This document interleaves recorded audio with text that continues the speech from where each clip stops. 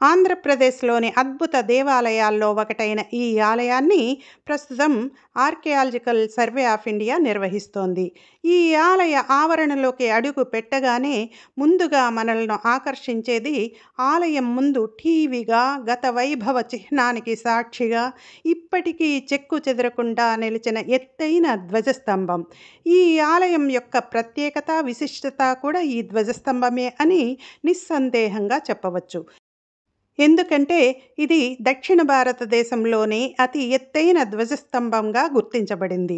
దీని ఎత్తు సుమారు 94 అడుగులని, భూమి లోపల 30 అడుగులు ఉండగా భూమి పైన సుమారు 64 అడుగుల ఎత్తు కలిగి ఉందని స్థానికుల కథనం.